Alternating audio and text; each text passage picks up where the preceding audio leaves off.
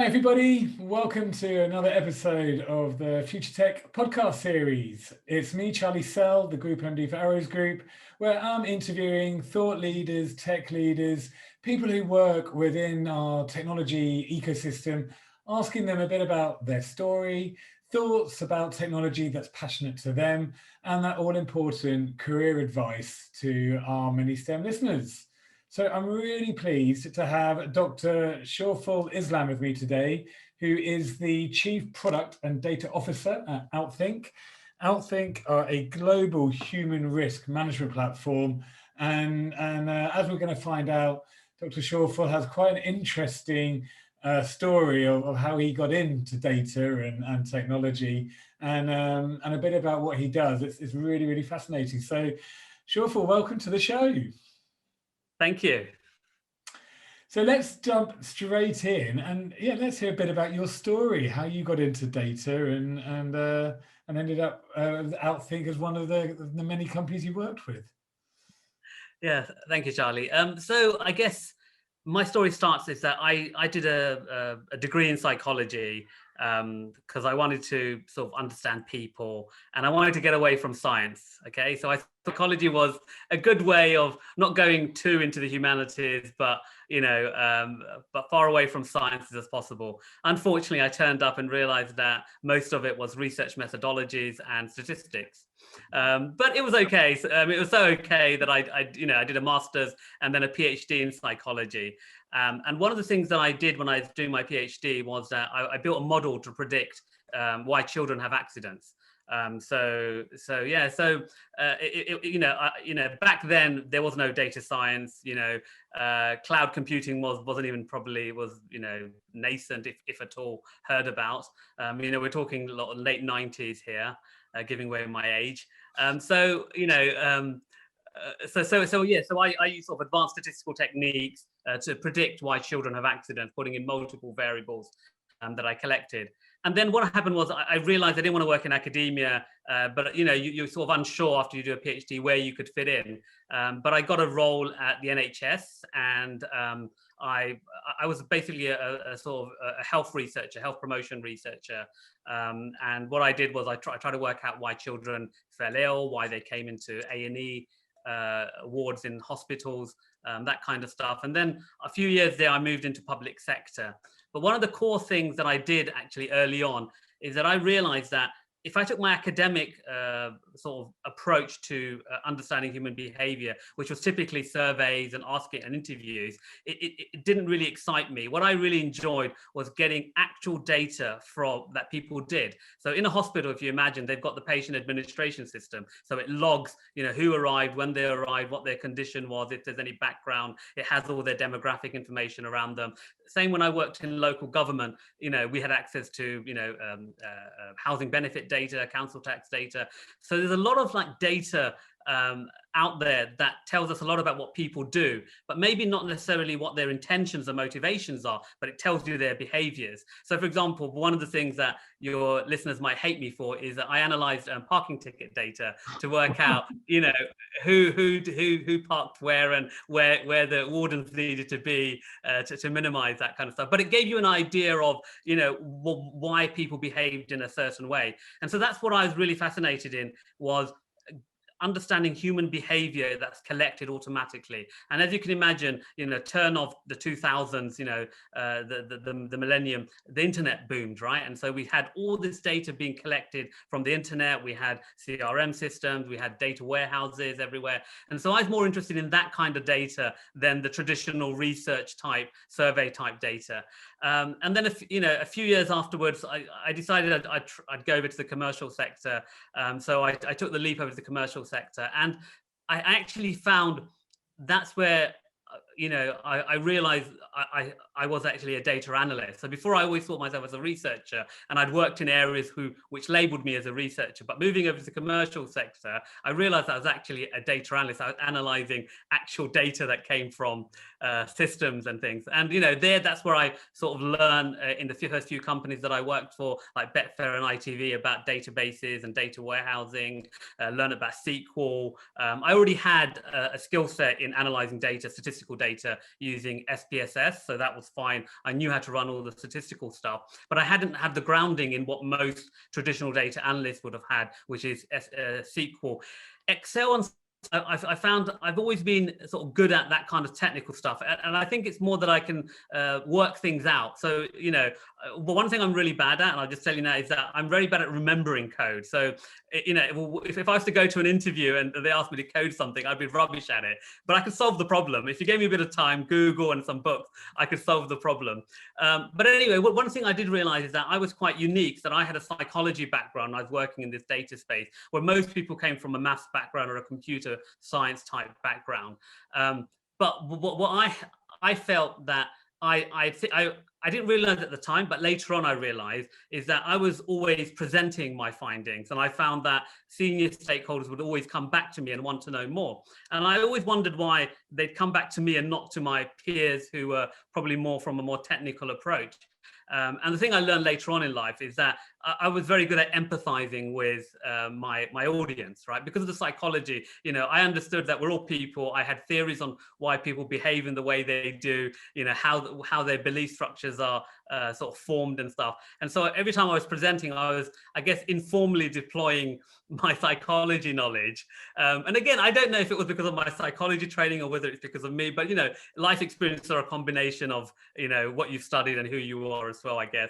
And because I was approaching it in a way that I wanted my audience to understand what I was doing and how it would help them, I found that it was easier for me to progress up the career ladder, okay, because I was presenting to senior stakeholders, and then eventually I became part of, you know, what are senior stakeholders. And so, yeah, so after ITV, I went agency side. And the reason I went agency side is actually a personal challenge. In all the companies I'd worked in, whether it was the NHS or local government or Betfair or ITV, I grew teams. But I always wanted to know whether, you know, they saw value in it. And I thought, if I go to an agency and I grow a team, there's got to be value because someone's paying for it, right? Whereas with an internal client team, it's not always the case that, you know, someone's paying for it. They may just give you an extra head count because they want to keep you. I didn't know anyway. So I went to agency, and there you know, Wonderman, I grew a very large team. And then eventually I started my own sort of consultancy in data science. The first one out in Indonesia, and then a current one here, which is called Subatomic Analytics, where I do a lot of sort of data analysis and data science. And then, as you mentioned, I also work for OutThink as their chief product and data officer, trying to build, or we are building, the first human risk management platform. So that's really my story of how a psychologist ended up in the space of data and tech. The other thing to add, just the other thing to add, I've always been interested in technology, though, as in how things work. So, you know, even when I had my first PC, I actually built it rather than buy one off the shelf. I wanted to build it. So I think, you know, even if you are from a non-tech or STEM background, you have to have some interest in tech. And one of the things that it benefited me having that interest is that as a psychologist, when I used to collect data in my research days, I created the questionnaire, so I knew what I was asking and what I would get. But when you're using data from systems, you have to understand how it's being collected, how you tag a website, how you put a field in a CRM system determines the data you collect. So therefore, your analysis and your insights are influenced by the quality of the input data. Yeah. And that's just a really good point to lead on to the next section, because it's, but before that, just covering your history, because actually what I love is the fact that you've had public sector experience, you've gone into in-house, ITV, Betfair, as you said, and then agency, and that breadth. Do you feel that having that variety has helped hone your skills and given you more transferable skills? Yes, so there are pros and cons. So definitely more transferable skills. I think when you work across different sectors, you get to understand how businesses operate. You know, when you're working in commercial companies, it is, you know, revenue driven. When you're working in public sector, there are various other KPIs that you focus on. So definitely a lot of transferable skills. But one thing you compromise when you move across different areas is depth. Okay, so so I spent about 4.5 years at ITV, and I developed a very strong depth in broadcast. So not only just the digital side of the video on demand, but also the traditional side of it, the traditional side of broadcast. So domain expertise, but also tools and system expertise. Okay, because you get familiar with certain tools and stuff, and then when you go to other sectors, you get familiar with other stuff. So at the moment, I have a good breadth of knowledge around this area, and that serves you well when you're running your own analytics consultancy or you're doing a startup, because you sort of understand what is possible and what's out there. But what you do lose, and if you're interested in that, is if you want to be a specialist, okay, and you want to have a very narrow expertise. So if you wanted to do, let's say, a deep learning machine learning engineer, it wouldn't be advisable to work across so many different sectors doing different things. You probably want to home in one domain, one sort of type of data set, and one tool to build that. Yeah, and that's a really good point, because I think that's where the world of technology has moved on. When I entered the industry, and I'll show my age now, 15 years ago, where software engineering, or in those days developers, that was the learn one language, become an expert in it, and it'll give you a job for life. And even over this 10-15 year period, the software engineering world has changed, where now actually polyglot engineering or learning a variety of skills is quite important, because that's evolving on a daily basis. But what I've seen is then the niche new areas are coming from cloud and data, where machine learning, robotics, where you do need to really learn, because it's so complex. It's super in depth. So you have to become a master of it if you want to really be the expert, I guess. Yeah, exactly. And if you imagine, in the tech space, a few years ago in CMS world, you had to know Drupal or something, to because they needed data expertise. But now, the likes of Wix and so CRM tools, just you don't need that expertise anymore. And I'm sure in the data space we may end up there, but for now there is a need for, like you said, machine learning engineers, data engineers, data ops. There's all these roles that have come about, mainly because, like you said, because the data and cloud converging, and some specialist skills being required. But yeah, so let's see how that spans out. And I guess that leads nicely into the next part of the conversation, which is around the evolving technology. And if we keep it on data, where even let's just use the last 5 years, how have you seen the world of data and cloud, but data specifically, jobs 5 years ago versus jobs today? And then jobs in the future? Do you see a trend, or do you see a movement? So it is interesting, because I think a lot of, when I look at the core of data analysis, whether you call it data science or business intelligence, it still remains. How you deploy that has changed. And so I'll give you an example. The first time I interviewed a data scientist, it was 2014. So like I said, because I'd already done what data scientists do, I didn't think of it as, they're just sort of statistics.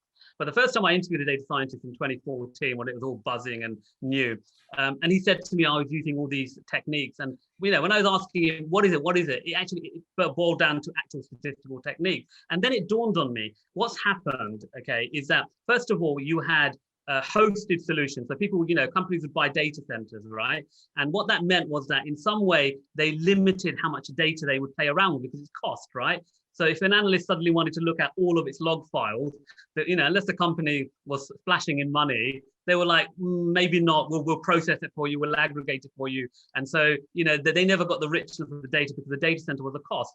Then when we had cloud, especially with Amazon coming in first into the scene, and they're providing that scalability that you can ramp up and down by day, or even by hour, literally. You didn't have to pay for a lease for 12 months. You could literally buy for 1 hour, process all that data, narrow it down, and do that. You had now much richer data that historically was potentially available, but wasn't probably being used because it just cost too much to process and analyze. So you had that. And then at the same time, you probably had a stream, I guess, of data analysts, or people who had statistical skills like myself, but were from a technical background. So maybe people who studied maths and computer science, or a bit of computer science and AI, who realize now actually do things because they had the data and the tech. Right. So, the likes of Amazon and Facebook, they would have already had those people with their in-house technologies building these kind of stuff. And so therefore other people thought, well, we could now do that. And so I guess then, data science became sort of mainstream. So, in days, I think that's what was happening, that convergence of the cloud infrastructure, people realizing that they had the combination of skills to be able to utilize that. And then over that, I think two things I've noticed happening a lot. Some companies have come onto this new. So they've probably never had data before, and they got into that new, and they've hired data scientists. But what happened is that they actually needed data analysts because they were seeing the data for the first time. They were just fascinated with the analytical side of it rather than the data science side of it. And that's where I think it's been a bit hit and miss for data scientists, where they've gone into roles and they've been disappointed because the company's doing great stuff, but they're actually interested in just the fundamentals. The second trend, what you're finding is that you've got traditional people like business intelligence, what we used to call business intelligence or reporting analysts, who are now moving over from traditional, on-premise business object to cloud-based Redshift and Tableau, for example. So they're using all these different tools. And then you've got like traditional data analysts who may have used SAS previously are now using Python and SQL. And because of the infrastructure, they're able to do more. So I'm seeing, like I said, over the 5 years, sort of that way, that flow of people finding their skill set, doing different things, new companies coming in and doing that stuff. But if you look down at the nitty gritty, it's still the same. They're either delivering insight, they're delivering a product, or they're delivering a report. Okay, yeah. And you still find that those core things are not going to go away because businesses fundamentally haven't changed. Okay, so as someone in data, you're still going to have to deliver on those needs. Yeah, and that's really, again, I really like that view. And like as you said, when you were with ITV, you were doing the job of a data scientist before it was even called a data scientist. And fundamentally, when you strip it back, as you say, it's insights or it's product or it's reports. And although there's a lot of bells and whistles around it, if you can keep yourself grounded to the core, again, there's probably a lot of transferable skills that come into this, or skills you may not even realize you've had or specialize in. I mean, if you take across all three of them, the data cleansing, data manipulation, data extraction skills are core across all of them, okay? And they're the kind of skill sets that, if you're in the world of data, you're going to have to learn those skills. You're not going to be able to get away not doing those kind of things. And so that leads really nicely into the last part of the podcast, where there's going to be a lot of our listeners who, data is such a prominent thing now, and obviously it's risen to the top of the tree along with cloud, as it really is the future as infrastructure gets more and more, or capacity keeps growing, so does data, and it's a never-ending cycle. So with people wanting to enter this part, and if they want to specialize in data, what one or two bits of advice would you give them, to be able to stand out from the crowd? Okay, so I think there's I would split it into two. Like I said, that we had the specialist and then we had the generalist. Okay, so if you are really good, like let's say you've done a degree where you've really specialized in AI in a particular field, or you've done natural language processing, and you want to stand out, then that's the kind of stuff that you want to sort of promote in your CV when you go for interview, that you're a specialist. But that then does narrow down where you can work, because obviously you've got to find the companies that need that expertise, right? So if you're going to go down that route, very good at it, make sure to the nth degree stuff that I probably wouldn't even know about, because I'm just learning, getting to a bit detail around NLP, and there's all these latent semantic analysis and all these terms, but you need to know all of those, okay? Because if you're expected to be an expert, even at the graduate level, there's an expectation that you know the terms, or you know the concept. Not necessarily know how to deploy them, maybe because you've not had the practical experience, but you should know the concepts and when they should and shouldn't be used. So that's if you're going down the deep expertise. For those of the rest of those who aren't going to go down the deep expertise, who just want to go into the area of data, the thing I would point out is that you need to understand that the data itself is not the end goal. It is used by the business to do something. Okay, so whether that's to drive more revenue, whether that's to drive more customers, whether it's to give a better customer experience, that's what you need to be focusing on. So take all your skills that you do. So let's say you're a maths graduate and you want to get into data. Take all your skills and say, right, okay, how can I use that to help the business achieve something that it wants to achieve? And you know what, most businesses, you don't need to speak to them, but you will know, if you speak to any business owner, you will know they have the common needs. They've got to maintain margin, they've got to keep their costs down, they've got to get more new customers, retain in existing customers. They're common things that they have. So think about the skills that you have and how that can be used to help the business do that. Because from my experience, and I've recruited a lot of people, I mean, I have probably interviewed thousands of people, is that I see a lot of smart graduates coming through the door. It's not like we have a problem with smart grads. We've got a lot of people who are very technically very good. But where we do lack, which I see, is that the ability to translate that skill set to the working environment. Yeah. Okay, why is your skills that you have applicable to me as a business? And I think if you can show that, you will stand out, because you would have taken, or you would have demonstrated yourself in a way that someone who only demonstrates them after they work for a couple of years have gained that knowledge. Okay, so if you are a graduate now, try and pick those skills up. Just speak to business people. You find they have common challenges, and you'll know what they are, and then see how your skills can help tackle those challenges. Yeah. And I think that last point around being able to translate the skills that you've learned into how that can add value in a commercial environment is so prevalent, and yeah, as you said, you don't have to pretend that you've got the hands-on experience, but you've got to be able to show that you understand the theory behind how you can convert the theory into value-added skills. Exactly. I mean, one of the things it shows is that you can grow. Okay, because as an organization, when you hire someone, what you don't want to think is, oh my God, I've got to spend so much effort getting them from here to here. If you're already demonstrating that you're a graduate, you've come for an interview, and you're already talking about the world of work as though you've done a bit of research, you've done a bit of reading. That, to me, as an employer, is impressive. That shows to me that you've gone beyond just relying on your degree from your university, right? Yeah. Again, totally agree. Well, Shorful, thank you. What a great way to wrap up this quite special podcast, with it being focused on data and with your background being as varied as it is. And to our listeners, I really hope there's been some really good takeaways from that. Where I took what I took from the conversation varied everything from understanding that getting into technology and doesn't have to have a STEM background necessarily, but actually it is still about having an interest and a passion and being able to transfer skills, and for the grads to really think about what your skills are and being able to transfer them to show a future employer how that can add value and that you can learn. I think that's what we finished on, that your ability to be able to grow and learn.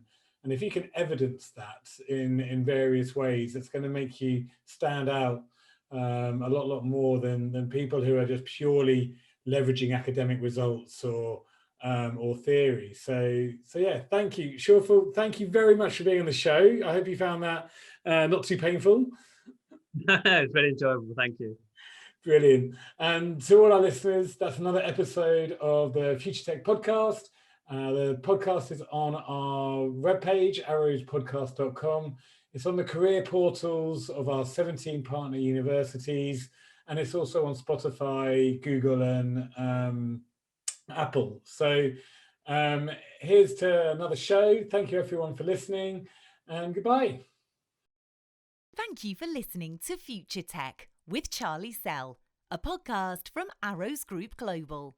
Please subscribe to this podcast so that you never miss an episode. Arrows Group is a global technology recruitment and workforce solutions provider who focus on people at the heart of all our interactions.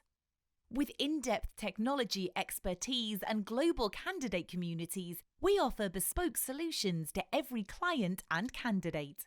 To find out more, visit arrowsgroup.com.